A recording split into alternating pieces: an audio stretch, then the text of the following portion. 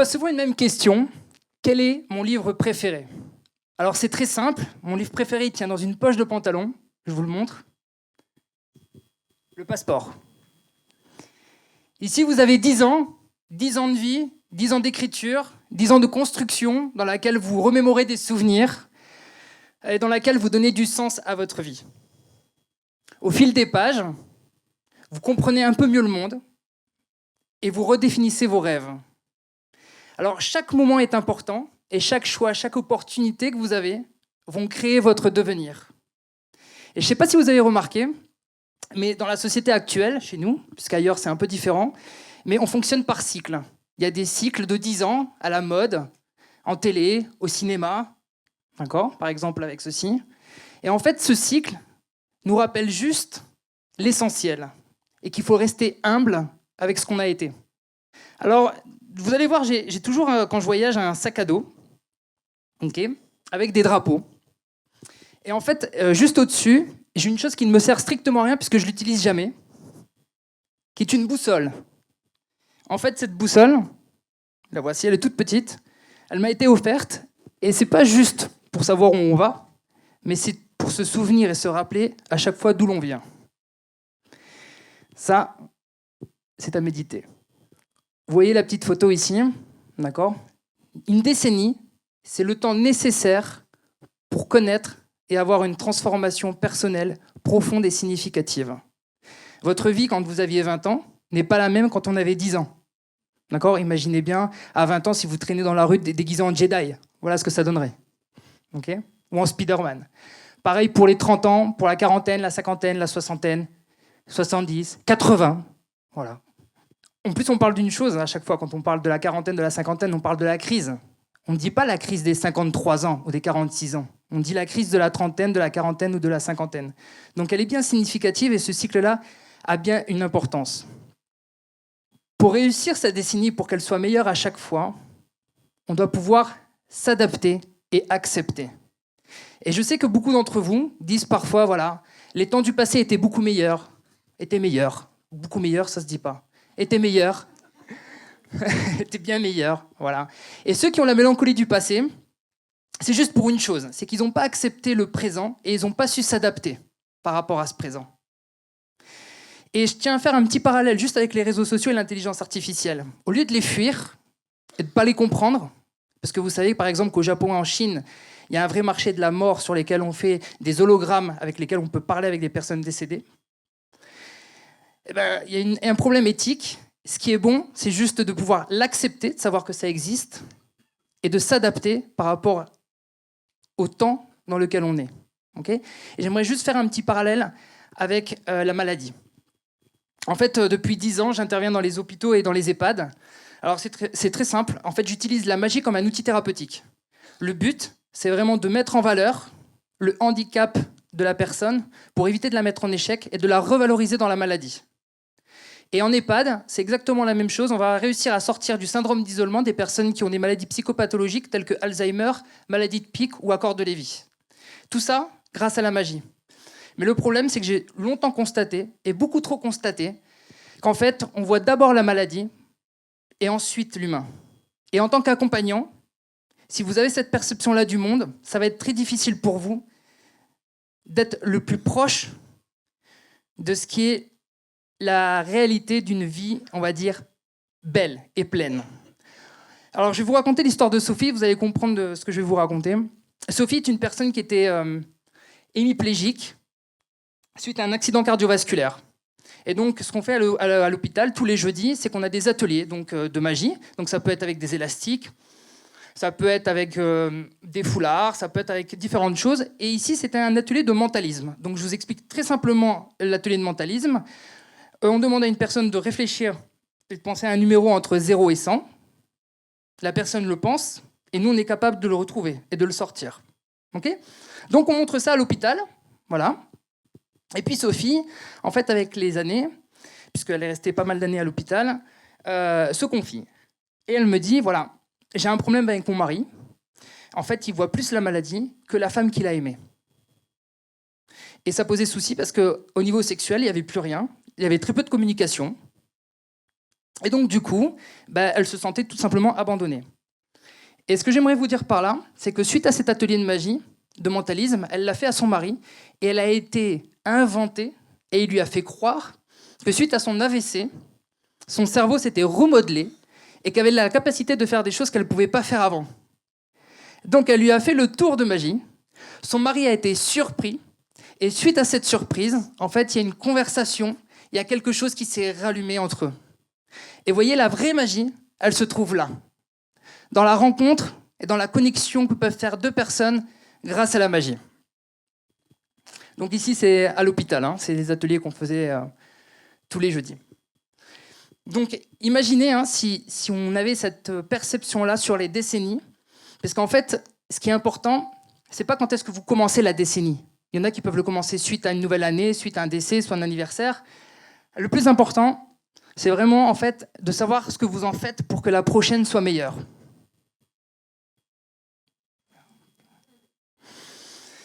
Alors juste pour faire une petite parenthèse sur ma vie, en fait je suis un ancien professeur de langue qui un jour a décidé de tout abandonner, d'accord, pour vivre de la magie, de façon professionnelle.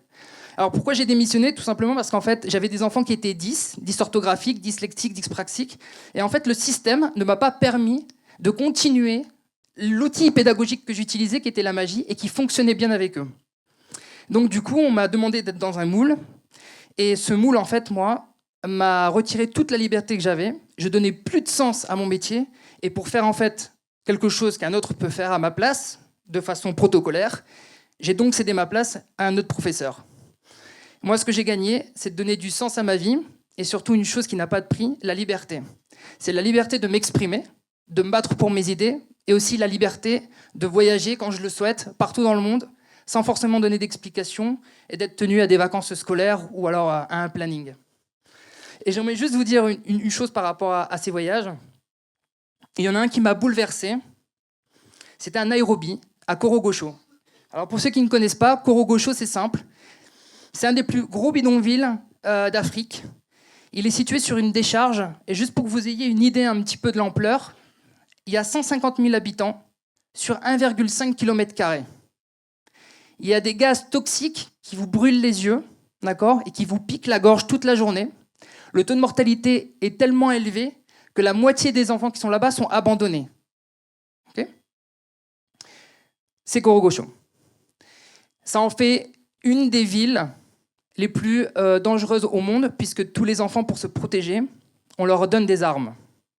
Okay, voilà. Donc, vous doutez bien que leur décennie à eux n'est pas la même que la nôtre. Vous doutez bien que nous, on a la chance d'avoir un passeport et qu'on peut le remplir. Ces personnes-là n'ont jamais la possibilité d'avoir un passeport. Donc, autant en profiter de votre passeport pour pouvoir en fait réaliser des choses qui ont du sens avec vos valeurs et, si possible, de semer des petites graines. Parce qu'en fait, ces petites graines, au fur et à mesure, elles peuvent se transformer en arbres et ces arbres peuvent vous donner de la hauteur, d'accord, pour donner un petit peu d'espoir à ces enfants et même à ces adultes en fait, qui ne voient pas forcément d'issue par rapport à leurs conditions. Parce qu'en fait, ils ne sont pas dans le devenir, ils sont dans le survivre. Alors, c'est toujours Korogosho, hein. Vous voyez, c'est tel que, il n'y a pas de montage. Et donc, ce qu'on a fait nous là-bas, et juste pour vous parler de ça, c'est qu'en fait, on a amené un petit peu une équipe artistique pour monter une école. On a construit une école là-bas. Et l'idée, c'est pas de sauver le monde, ni d'être vu comme le blanc sauveur absolu. D'accord, c'est absolument pas ça. En fait, ce qu'on a fait, c'est un petit peu comme le colibri. Je vous raconte la légende du colibri. Le colibri, c'est très simple. Il y a un feu dans la savane. D'accord, tous les animaux partent. Et puis, d'un coup, il y a une girafe qui arrive et qui va voir le petit colibri qui, lui, va chercher un petit peu d'eau dans la flaque et qui essaye d'éteindre le feu. Et la girafe, elle arrive et lui dit « Mais qu'est-ce que tu fais, colibri ?» Il fait « J'essaie d'éteindre le feu. » Et la girafe, elle lui dit « Mais à quoi ça sert ?» Et elle dit « À rien, mais j'essaye. » D'accord ? Alors, voilà. Si une décennie peut permettre de créer plein de petits colibris comme ça, et que les décennies entre elles pouvaient se croiser, je pense qu'on aurait une humanité qui serait beaucoup plus jolie et magique à vivre. Alors, j'aimerais juste terminer avec une histoire qui m'a... C'est la deuxième histoire qui m'a beaucoup touché. Vous allez voir où il y a un croisement de décennies. En fait, je faisais beaucoup de magie de table à table dans un bar à Toulouse le soir. Et je croisais toujours un Pakistanais, d'accord, avec ses roses.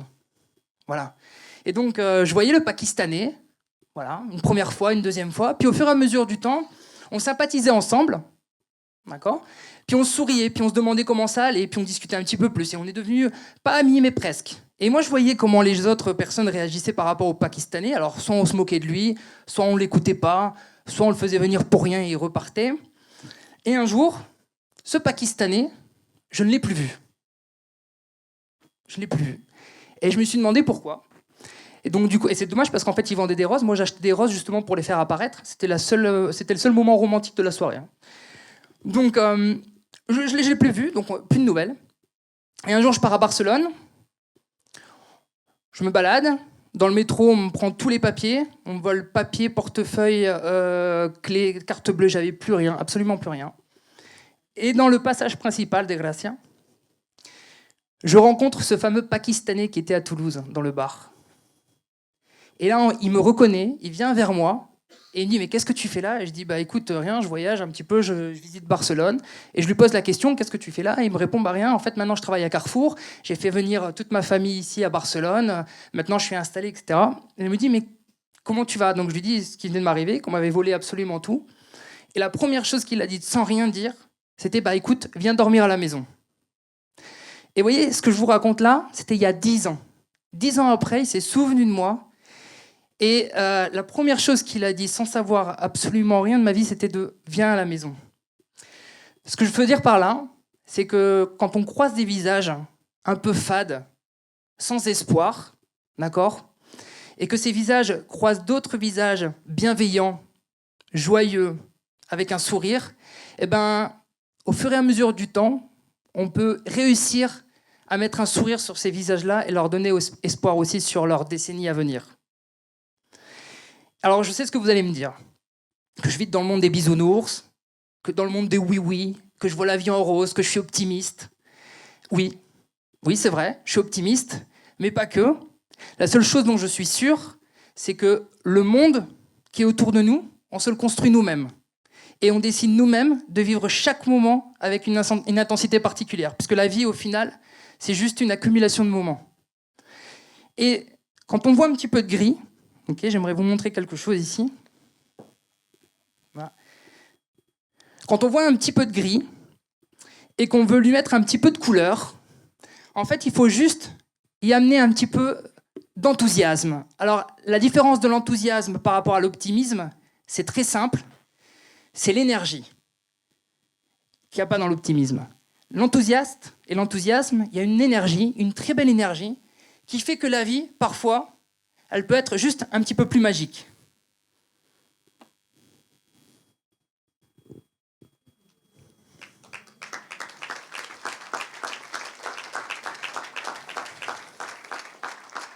Et comme dirait Anatole France, le chemin le plus court entre deux personnes, c'est le sourire.